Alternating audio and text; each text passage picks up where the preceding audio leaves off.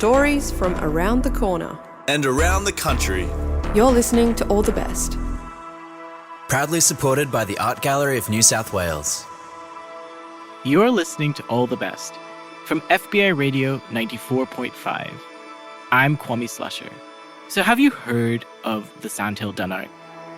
Whether or not you have, I promise we've got a good story for you this episode. Before we get into this week's story, I want to acknowledge that I'm recording from stolen and Gadigal land and pay my respect to Gadigal elders past and present, and also recognize that the area where FBI Radio is situated, Redfern, has long been a place of storytelling, strength, resistance, and resilience for First Nations communities. We are sharing our first story from the Jesse Cox Audio Fellowship. A bit more about what that is later. This week, Xanthe takes us on a journey through her memories, the politics of conservation in Australia, and to hear the story of how a former wildlife ecologist finally caught the elusive Sandhill Dunnart.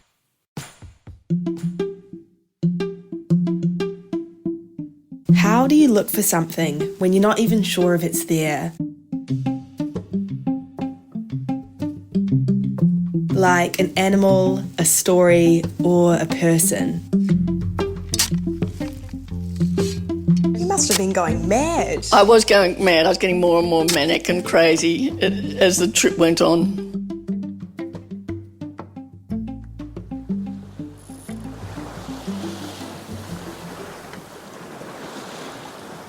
When I was 11, my family sailed into Australia.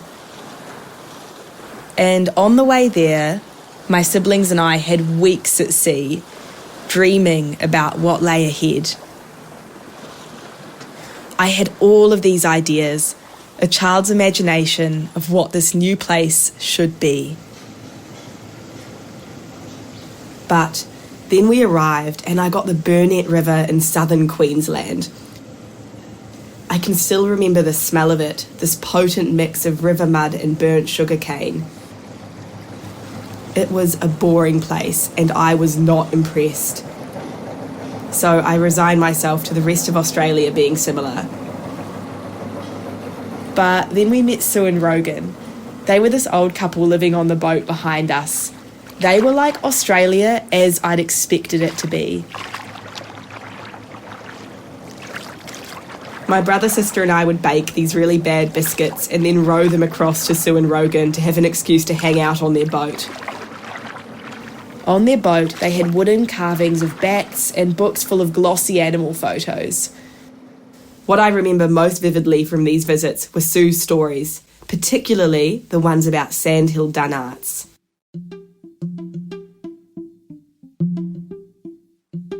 Dunnarts are these little marsupials. They're basically a rat in Australian font, small enough to fit in the palm of your hand, carnivorous and extremely cute. They spend their days jumping around, scratching in the dirt looking for snacks. But what you really got to know about the Sandhill Dunnart in particular is how hard they are to find. Chances are you and I will never see one, but Sue had. She had this outlandish story of going into the outback to look for the Dunnarts. Reflecting back on it as an adult, it seemed a bit too strange. So I called my sister Harry to cross-check that I wasn't the only one who remembered these visits to Sue and Rogan's boat. Confirm or deny, was Sue real? Yes, Sue was a real person. I remember her green boat. I remember her talking to us about bats and Dunnarts. I remember I think she'd released her book, Australian Bats, around the time then, because I remember she had carvings and she had little models of bats or something on the boat, and I really wanted to play with them. I wanted to get my hands on them. Sue was real, and so were the Sandhill Dunnarts. These cryptic little animals have been lodged somewhere in my mind for 13 years, and recently they came back to me.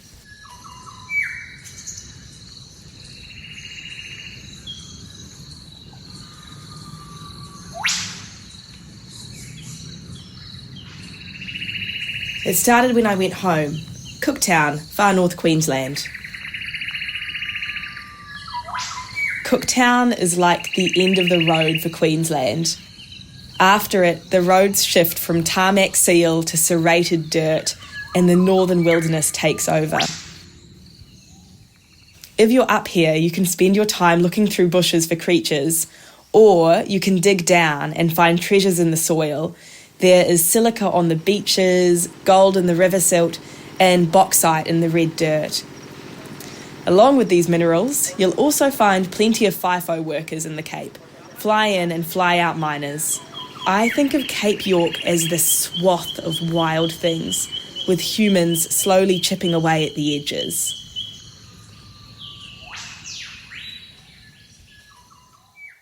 I think about industry and conservation a lot, and when I think about wildlife in particular, I do it through this lens of concern. You see, Australia is full of disappearing things. Night parrots, northern quolls, and palm cockatoos come to mind. I started thinking about the Sandhill Dunnart again when earlier this year the Australian federal government was taken to court over their failure to protect the species. I googled the list of endangered Aussie mammals. There are 34 entries on this list. 4 of these are Dunnarts. I had no idea. As these animals disappear, the stories we tell about them do the same. I want to catch a Sandhill Dunnart on tape. That means interviewing Sue. To do that, I need to find her. I start searching online. I had high hopes, but all I can find are a few of her academic articles from a few years back. Otherwise, nil. Okay, so I have to go hard copy. In my family's kitchen is a book by Sue, The Australian Guide to Bats. I skimmed it for direction, and tucked inside the back cover are her email and postal addresses. I send an email, but once again, radio silence. It's time for me to act like the Telstra towers are down. I break out pen and paper and put together a letter for her. Sue's last known address is in Port Douglas, a retiree resort town a day's drive south of Cooktown. 2 weeks later, I've heard nothing. I was thinking of dropping the whole thing.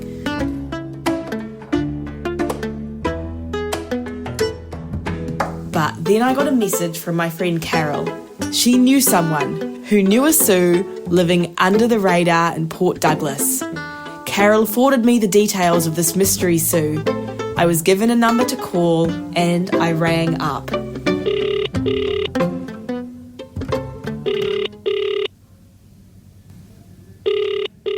I'm very good at avoiding these sorts of things, but yes, you managed to get me. Where had I expected to find her? I can't exactly tell you, but it wasn't here. A resort in the centre of Port Douglas. Picture carefully watered palm trees, a poolside DJ, and pasty people floating on lilos. Sue had moved ashore to retire in style. When we caught up, we might as well have prepped the mocktails in advance. So you've been living a off-grid lifestyle and that you don't... Yeah, that's right. Well, after 33 years on a boat and where we didn't have any communications, I loved that. So, and before that I had decades out bush, so I didn't have communications then either. So, yes, I'm very good at avoiding these things. This makes you the perfect person for me to be chasing down to interview. I couldn't have chosen a harder person to try and contact. But now that we'd reconnected, it was an excellent feeling. How often do you get to share a coffee with someone who hasn't spoken to you since you were 11 years old? Sue was also open to sharing her work stories again, this time in front of a microphone. My name's Sue Churchill, and I used to work as a wildlife ecologist, and I'm now retired. But I did a lot of work on Australian mammals. I spent nearly 20 years travelling around Australia, living out the back of four-wheel drives and doing work on lots of endangered mammals. A lot of work on bats, rock wallabies, possums, small mammals. I'm sure there are some people who know what they want to do from the very start, but Sue isn't one of these. I asked her if there were any particular animals that she'd always been keen on. But instead she told me, No, I was a nerd from a very early age. I think my first love was ants, which I can remember from kindergarten. I then progressed on to spiders, much to the despair of my family, who aren't interested in natural history at all. And then I finally moved on to mammals, and by the time I got to university, I knew I just wanted to do some research on Australian mammals. Australia's got a gigaton of endemic species, animals that are special because you can't find them anywhere else on the planet. These precious creatures are scattered across the Australian mainland and surrounding islands. To find them, you have to get out there and look quite hard. I think there's a misconception today that all the things worth finding have already been found. But tucked into subterranean caves, nestled in the deep rainforest, and smack bang in the middle of the desert, there are animals we have yet to meet. Animals like Dunnarts. Could you tell me about Dunnarts? Because before I'd met you on the boat in Bundaberg, I had never heard of a Dunnart before. And of course, I was a 11-year-old. But since then, I've met many people who are older than that who also haven't heard of them. Well, Dunnarts are, and there's many species, I think about, this is a guess, about 30 species of Dunnarts. And what they are sort of mouse to rat-sized little marsupials, and they live on the ground and they eat insects and cockroaches and spiders and centipedes and things like that. And they're very cute. They've got very pointy little noses and quite large eyes, much bigger eyes than things like rats have. I've worked on quite a lot of different species in different parts of Australia. Most of them, they occur from forested areas right through to desert areas. I spent a year and a half doing a study on one called the Sandhill Dunnart. The Sandhill Dunnart's one of the largest species, and it was always a bit of a mystery. It occurs in Central Australia and right throughout the Great Victoria Desert, which is basically an area from Kalgoorlie in Western Australia to Coober Pedy in South Australia. Wow. It's a big band of country just north of the Nullarbor. It's twice the size of Tasmania. So before I did my work, it was only known from 6 specimens. So the first one had been collected over 130 years ago. So one of the big early expeditions that went through Central Australia, the Horn expedition, they were travelling through Central Australia on camelback, and this little creature came running out from under a bush, and the leader of the expedition saw this thing come out, took his boot and threw it at it and hit it. Did he kill it? And that's how the first specimen was found. He must have had good aim. Very good aim, yes, especially from a moving camel, they're lurching around all over the place. Anyway, that was the only one known. And it was another, I think about 80 years before the next one turned up. And the next one turned up. There was a farmer in South Australia who was doing a little bit of burning off, and this little animal came shooting out from a bush, and he grabbed his hat, threw it, and caught it in his hat. So here we go. This is how you catch Sandhill Dunnarts. The third one turned up, and it was found where somebody had been digging some fence posts, digging big holes to put in fence posts. And they'd come back the next day, and here was this little creature sitting at the bottom of the hole. So now we have 3 specimens. And one was Western Australia, one was South Australia, and one was Northern Territory. So it's this massive area, and over 100 years, only 6 Sandhill Dunnarts have been found. They're a bit of a mystery, but then Sue comes along. And then over the years, there have been quite a lot of surveys done all through Central Australia, and people just hadn't been catching Sandhill Dunnarts. There was one other spot where a couple had been caught, but when I started my project, we had 6 individuals known, and I had this whole area, which was twice the size of Tasmania. Just me and whatever volunteers I could scrounge to go out there. It was a simple project. Go out there, you have a year, catch these little animals and learn everything you can about their ecology, and then write a report on it. So I didn't know where to start. I mean, do I just carry lots of boots, lots of hats, dig lots of holes? We had no technique on how to do it. All the standard techniques that people usually use, had had no success with catching them. What do you think was going wrong there? Like, what's the standard way you catch them that isn't clothing hurling?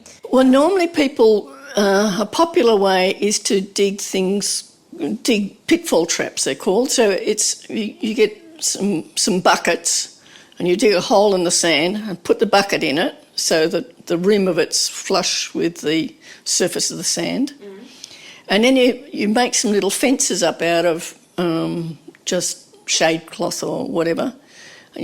And you make a long fence, maybe 100 metres long, and then along that fence you'll put 2 or 3 buckets.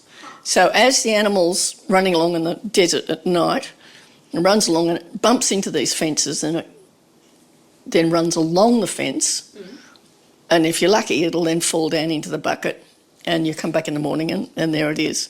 So they're called pitfall traps. Pitfall traps are all that Sue has to go on. And she's using them well. She's catching plenty of animals. Frill-neck lizards, scorpions, thorny devils, everything gnarly, but none of the fluffy things that she's being paid to find. She just can't work out what's going wrong. So I was out there for 9 months. I dug, hundreds and hundreds of holes. I'd put out lots of other sorts of traps. I tried everything I could imagine, and I didn't catch one. So 9 months, I'm just about out of time. And I came back I had one field trip, which was 5 weeks. I'd been out in the desert digging lots of holes and putting in my traps and trying all sorts of things. You must have been going mad. I was going mad. I was getting more and more manic and crazy as the trip went on. Sue's case is classic for scientists. Her funding is limited, and if she can't find a Sandhill Dunnart on this trip, she probably isn't going to get a second chance to search. So, like she said, she's just about out of time and she goes back to the city to try and come up with a new plan of action. So I came back I was living in Adelaide at the time, and I came back to Adelaide, got back to the office, and there was a note saying, contact the museum urgently. So I did that, and the curator of mammals, Kath Kemper, was delighted to tell me she had a live one. Somebody, a herpetologist, somebody who works on reptiles, had been out spotlighting for reptiles at night, and this little creature had gone running across the road, and he jumped out of his car and leapt on it and caught it. So it was a live one, and he had the sense to say, I don't know what that is. So he popped it in a box and brought it back to Adelaide, and that was what I really needed. So I went to the museum and had a look at it. It was still alive, and it was a female, and she having a look at her. They have little pouches like other marsupials, and I had a look in her pouch, and you can see that she'd just recently had a litter of young ones. So I knew the location, went straight back to that spot, and I just put traps absolutely everywhere. Hundreds and hundreds of traps, as many as I possibly could. And I caught 6 young ones. And I finally caught my first animals, and then I knew what to look for. So I put little radio collars on them, and I followed them around. I let them go again and see where they went. And I tracked them down to these huge, big spinifex clumps. Spinifex is this spiny grass, really spiny grass. It's like needle sharp at the ends.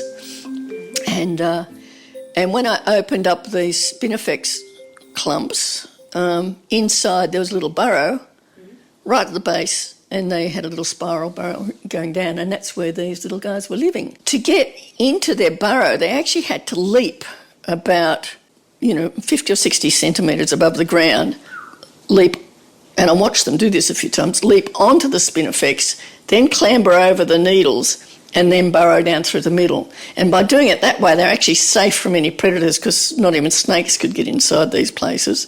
They were so spiny and so thick. And so that made me realise why they'd never been caught in pitfall traps, because they can jump so well.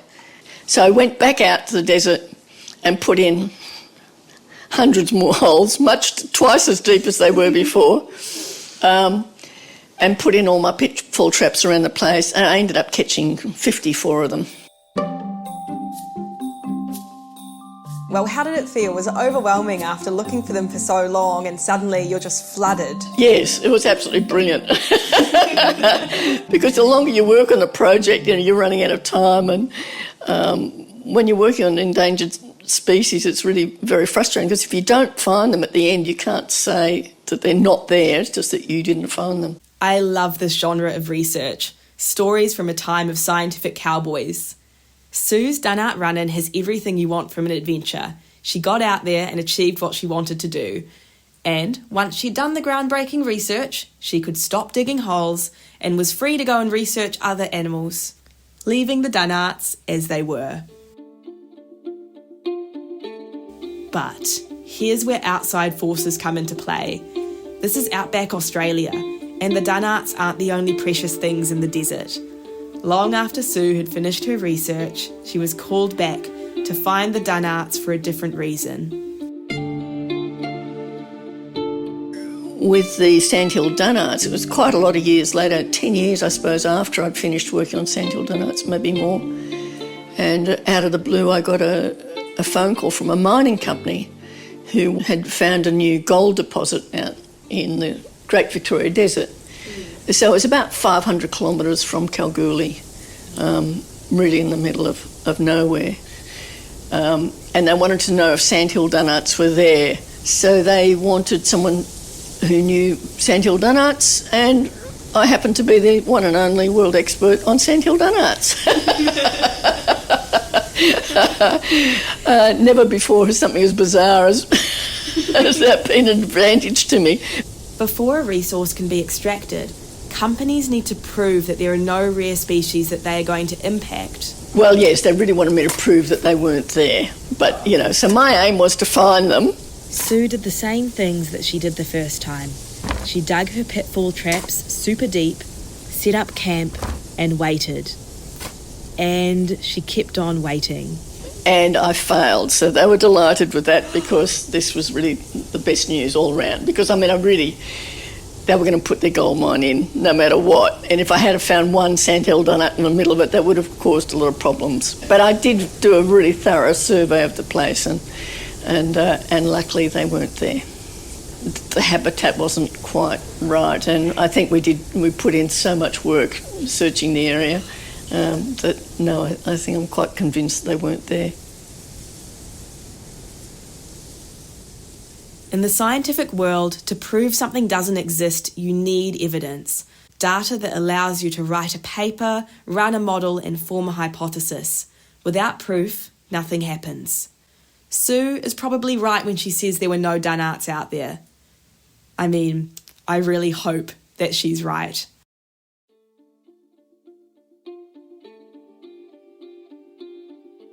I'm kind of getting caught up on this, because Dunnarts aren't the only rare creature that we struggle to find. Think of those tiny animals like Dunnarts that can avoid humans with finesse, even the humans who dig thousands of holes to try and catch them. There are an abundance of animals like that, hidden in places that we have yet to fully understand. Animals that are secretive to a fault, rarely seen, and never captured. When we intrude on a habitat and begin to take from it, we can never be sure how much we risk. That court case from earlier, the Sandhill Dunnarts versus the Australian Federal Government, is what happens when we forget about these animals. The case focuses on an oversight. Years ago, the government promised to create an action plan for the Sandhill Dunnart. Those plans were never made. And now, if the case turns in favour of the animals, it'll put the onus on our leaders to pay more attention to these overlooked marsupials. This is vital. As our climate changes and mining extraction continues to impact new areas, isolated populations are feeling the strain. When you read the list of animals represented in this court case, they share similarities. They're hard to research and they live remotely. Kind of like someone else I know. All the rest of it, and here we were wandering around the desert. There wasn't any vegetation higher than waist height.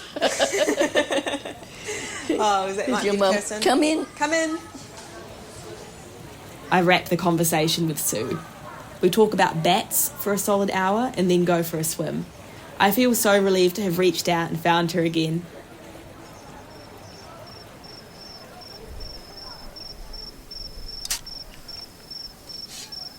So, how do you look for something when you're not sure if it still exists?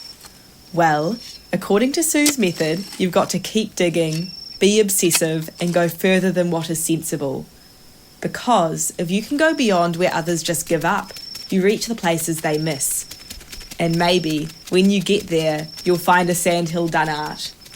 Or, if you're fortunate, you might come across something entirely new.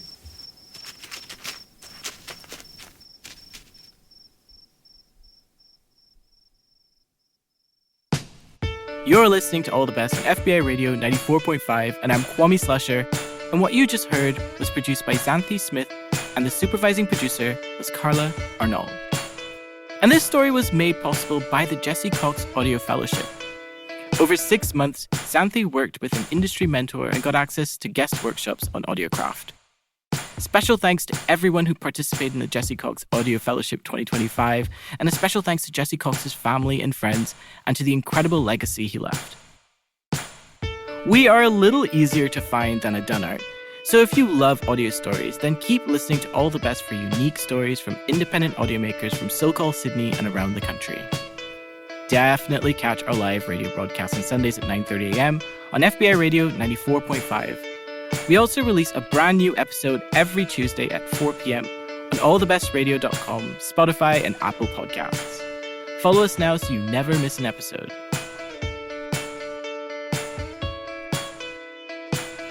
All the Best is made at FBI Radio on Gadigal land, in association with SYN and 3RRR, on Wurundjeri Woi Wurrung and Boon Wurrung lands, and ACCC on Arrente and Wurrumungu lands. The All the Best executive producer is Mel Bakewell. Phoebe Adler-Ryan is our events and partnerships coordinator. Patrick McKenzie is our community coordinator. And a special shout out to some of our amazing volunteers, especially Ray, Sue, Lindsay, Andrew, Emma, and Ash, who helped to make All the Best possible. Shining Bird composed our theme music, and Annie Hamilton designed the artwork. We're heard across Australia on the Community Radio Network, and we're made possible by the Art Gallery of New South Wales and the Community Broadcasting Foundation. You can find our full archive of more than 600 episodes at allthebestradio.com. I'm Kwame Slusher. Thank you so much for listening.